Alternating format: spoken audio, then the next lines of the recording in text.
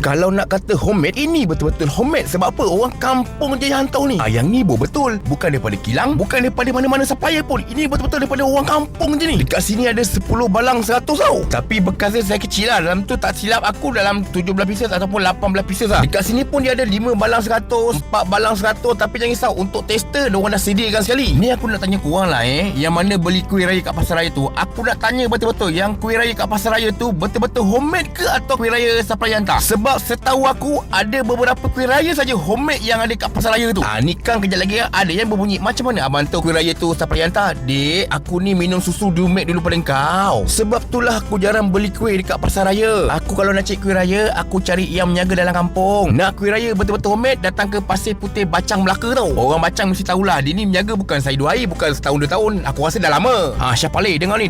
Yang ni dekat Masjid Al-Razak tau, Pasir Putih Bacang Melaka tau. Sesiapa saja yang belanja 100 ke atas, order dia nak bagi free gift. Ingat tau, dekat Pasir Putih Bacang Melaka tau. Syapale.